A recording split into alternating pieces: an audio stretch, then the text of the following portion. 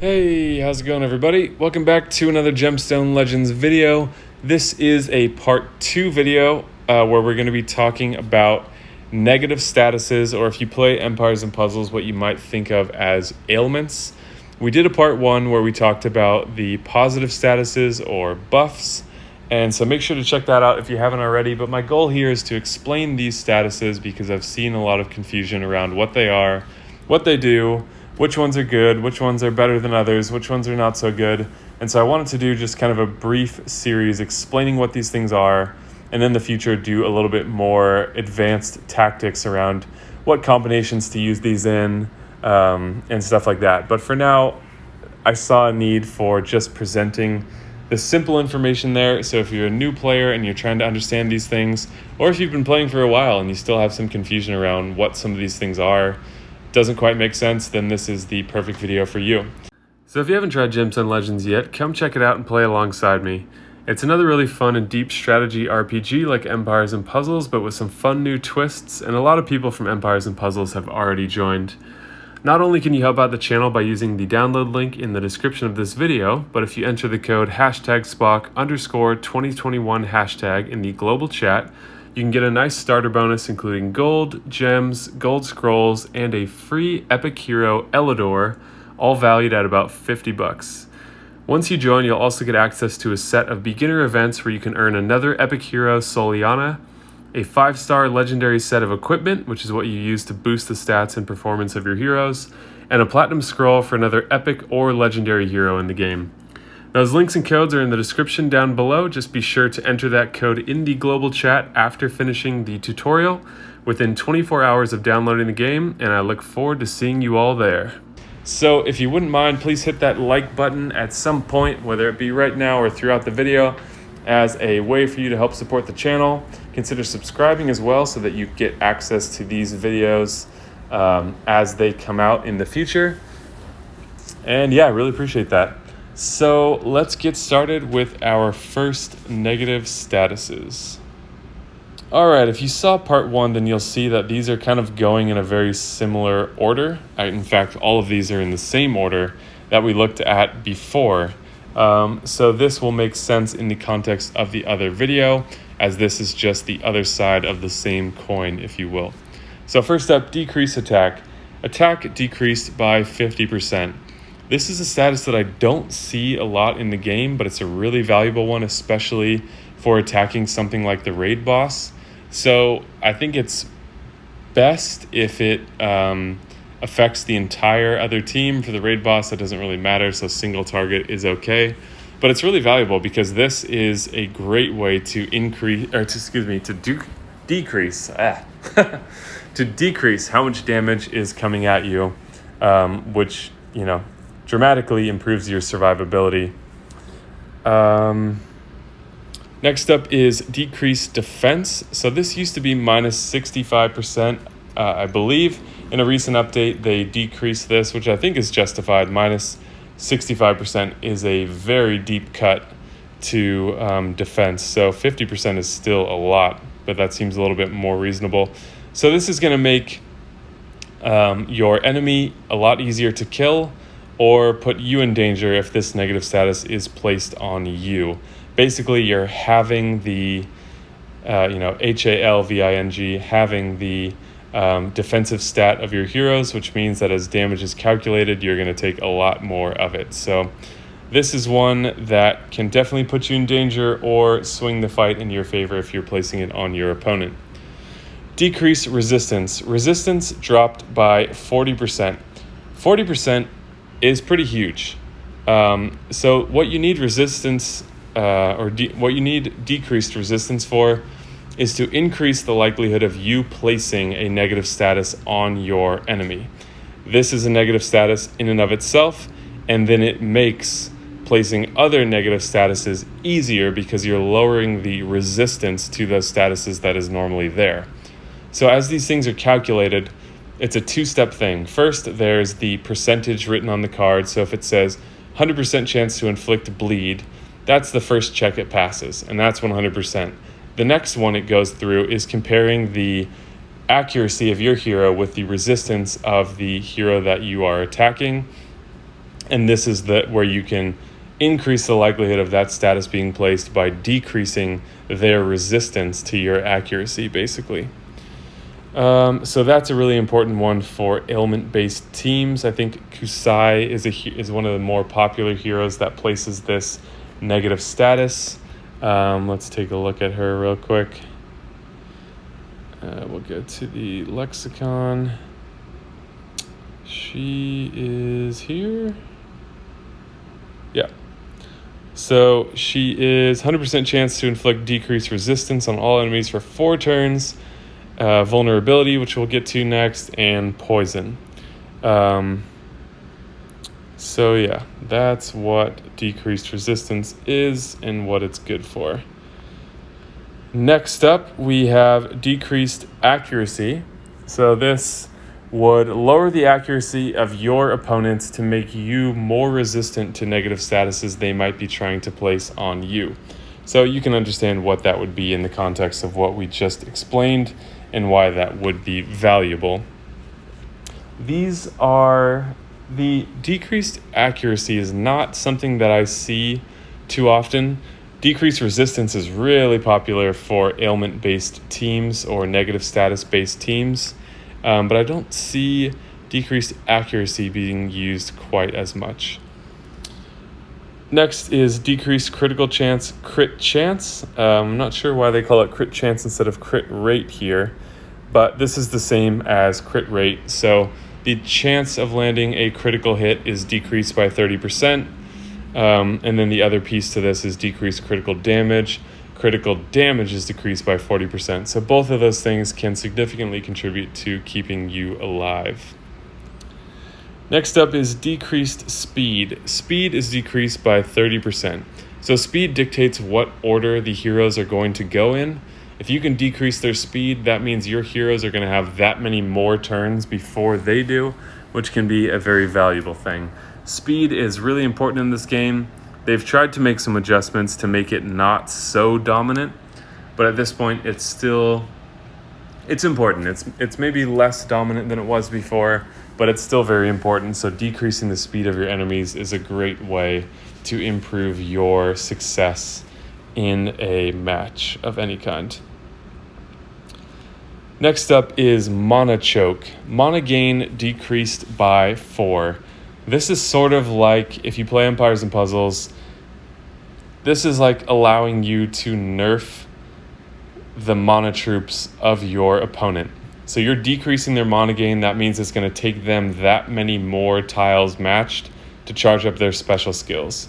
This is not a hugely dominant negative status, but it does have an impact.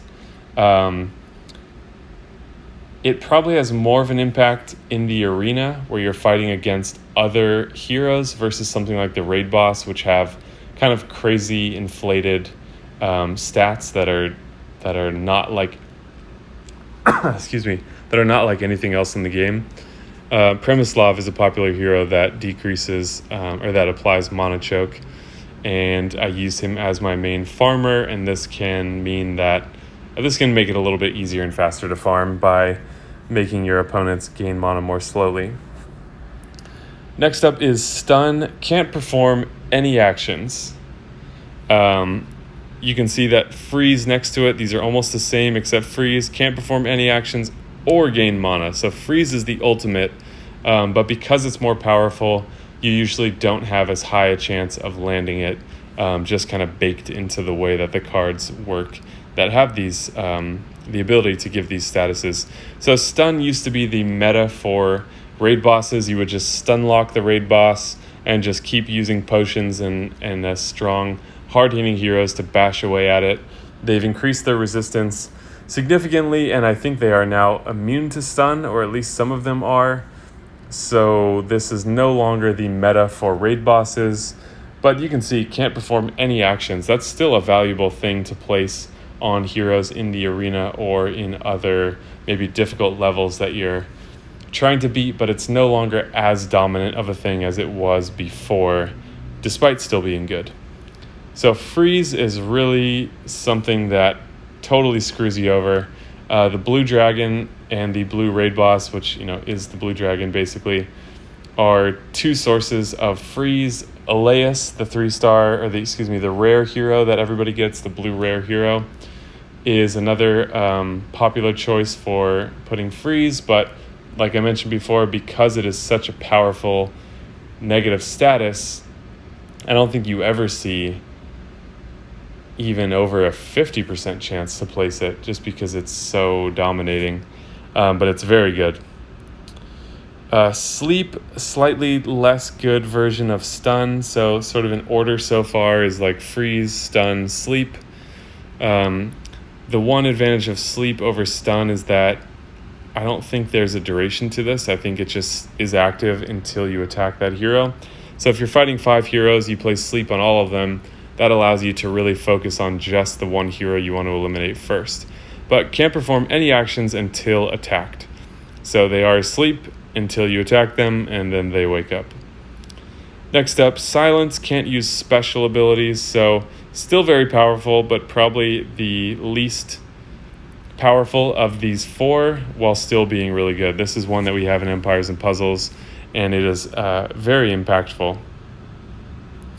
So Curse is a unique negative status that does not exist in Empires and Puzzles, and that is loses 1 positive status each turn. So you place this status, it usually has a decently long duration, and as the heroes that have this negative status on them try to get positive statuses on them, either by their own special or passive skills or the special or passive skills of a teammate, they will disappear. I don't know how it's determined what order. I would imagine it's just random, unless it goes from newest to oldest or oldest to newest or something like that. But it's a cool way to place this effect, and then those statuses kind of slide off like a non-stick pan or something like that. So that's a pretty cool one. I like that, and it can be really useful if you're facing a team that has Taunt or Soul Link that we looked at in the other videos, a couple positive statuses that can be really difficult to overcome. Next up is Heal Block, which is also very powerful in the right team. Can't recover HP. And if you are playing on offense and your enemy places this on you and you use health potions, they won't do anything either. So it's just a brick wall for healing, and that can be really strong on negative status heavy teams like Poison, Burn, or Bleed, because you're losing you're losing a preset amount of HP per turn, and you're not able to put it back until you can clear that heal block status. Next up is Burn. So Burn, Poison, and Bleed, to my knowledge, have all been reduced by 1%. I think they used to be 7, 6, and 5, and they lowered these. There were some extremely dominant status-based teams that were really, I don't want to say abusing, because they weren't doing anything wrong. They were just playing the game as it was at that time, but I think it was justified to lower these a little bit. But the great thing about these is they're just a flat cut to HP. So it doesn't matter what your HP is, you're losing 6% of it during each of your turns if you have this status on you, Burn. So these all function the same way, just in varying amounts. You can see that Burn is the most desirable, Bleed being the least desirable, but they're all pretty close. And if you can stack a bunch of these together, like you can have 10 Burn statuses on the same person, and they're losing 60% HP per turn, which is massive. It's difficult to place that many, but keep in mind that these absolutely do stack, both with each other and with themselves. So Burn, Poison, and Bleed, you can see right there what their numbers are. All very good and very desirable. And there are some heroes that kind of feed off of these statuses. So Arlen, for example, who is a yellow legendary hero, does more damage if he's attacking a hero with the Bleed status.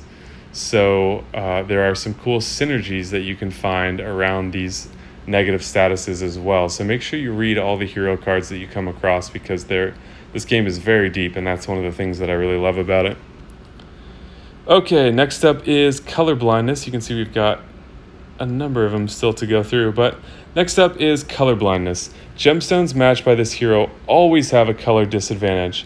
So this is kind of a way to decrease the attack of certain heroes, and keep in mind that this can also stack with decreased attack. So this one, color blindness, only applies to gemstone attacks, but if you have color blindness and decreased attack, then they're having a really hard time dealing damage to you. So it's cool that they're separate because that means you can place both of them together. Next up is Provoke, can only attack the enemy who inflicted this status. So in the first video where we looked at positive statuses, we looked at invincibility, where the HP of that hero cannot drop below 1 HP when that status is active. And we looked at a hero called Kivan, I believe is how you pronounce his name, that inflicts invincibility on himself or places that positive status, and inflicts Provoke on the heroes that he attacks. So they have to attack him, and his HP cannot drop below 1. So if you can use that in a clever way, you can have them waste a lot of their special skills or gemstone attacks and then just heal them up right after that with a real deep healer that maybe only heals one target or something. So that just kind of gives you something to think about how to combine these things, or how you might see them combined and why that can be so beneficial. Okay, vulnerability, 30% more damage taken from special abilities. So this is the opposite of Fortify. The nice thing about this is you can combine this with decreased defense, and that can be a way to get some truly huge snipes on your enemy. So there are some heroes like Yabe, the green epic hero that I think he's from the desert family, that plays vulnerability on all enemies. So you can follow that up with, like, on green, for example, Zoe, another epic green hero.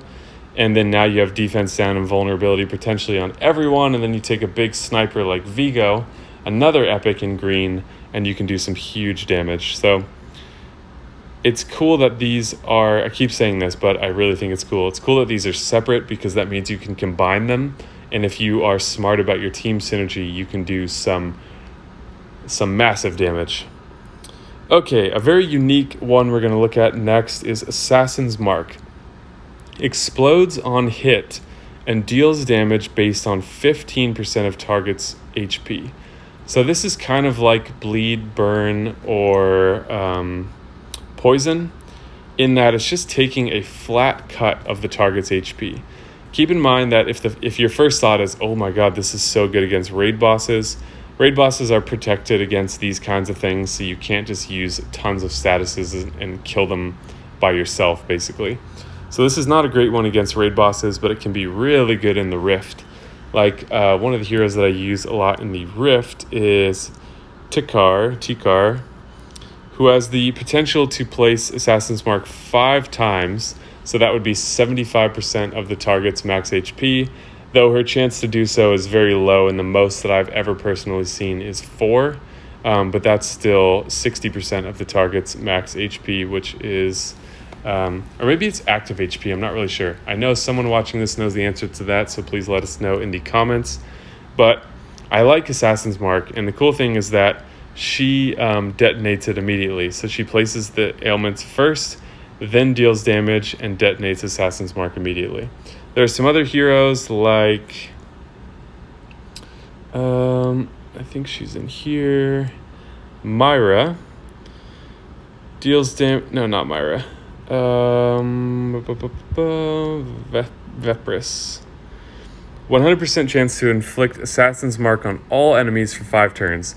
So she doesn't detonate it, or 3 turns if you don't max her skill. She doesn't detonate it, but she does place it. So this is a cool effect. You need to have the right team synergy around it, but it's a really cool effect. That has the potential to take a lot of HP, and it doesn't matter what the defensive stat of the hero you're attacking is, they just lose that much HP. Alright, next up is Life Leech. Attacker restores 5% max HP whenever he deals damage to a target with this status. So if you place this, you're healing just for attacking these heroes. So I don't see these used a lot. I think as the game continues to develop and the overall hero roster gets more sophisticated and more developed, I think we're going to see some really cool synergies around these. The meta is still very dynamic right now because people are still figuring out the best combinations, and they're still adding a ton of new heroes to the game. So yeah, Life Leech, pretty cool potential there. Mana Leech, very similar to that. Attacker restores 5 mana whenever he deals damage to a target with this status. So that should mean that like each hero, if their special skill and it was their turn, if their special skill was charged and it was their turn, that they could potentially gain, I think, 10 mana, because you deal damage with your special skill and then with your gemstone attacks. So that in combination with Soul Replenish, I believe was the name, the one that adds mana to you, those things together could be a really powerful synergy. So there's so many opportunities for developing really strong teams around just a very small subset of these mechanics. And if you can really dial into that, the aim of that team, you can do some cool stuff. So there's a lot to be discovered. If you consider yourself a clever person, then do yourself a favor and dive into some of these, because there's a lot yet to be discovered. There are amazing synergies that people haven't noticed yet right under our noses. If you're not as interested in coming up with those, check out the leaderboard. That's a good way to see what some of the popular ones in use are, or just watch some of my videos or other people's videos to get an idea of what kind of teams people are using. And I'll be doing some more future videos on strong synergies as well. All right, last up, Board Jester, opposite of Board King, can match gemstones 1 time fewer if affected by this status. So again, this is kind of a way to lower the damage output of your opponent, because they're basically attacking you with fewer gemstones because they can match fewer gemstones. So pretty self-explanatory, just another good way to boost your survivability. It also is decreasing the amount of mana that they're gaining because they are matching fewer gemstones. So there's a collective effect there, and that is definitely a good status as well. So if you enjoyed the video, please leave a like and hit that subscribe button. Those are both great ways for you to help support the channel and to show your appreciation, and I really appreciate that so much. So thank you guys. If you have any thoughts about these, questions, suggestions, any of that kind of stuff, leave it in the comments down below. That way it can be of a direct benefit to me and anyone else watching these videos in the future. So a great way to help grow and develop this community, which I think will only serve to make this game even better than it already is. So great stuff to be had there. If you're interested in playing the game alongside me and you aren't already, there are directions in the description of this video. Click on the link. There's iOS and Android links. Click on the appropriate link for you that will help support the channel, and then make sure you enter that promo code in the global chat to get your free items in the game as well. So I think that's all I have to say about this stuff. We'll do some videos in the future talking about some more advanced use cases for these that will probably be in some hero synergy videos, and I can show you some of my favorite synergies based on statuses, because the statuses are so powerful here. So thank you guys so much for watching. Share your thoughts in the comments section down below, and I will see you all in the next video.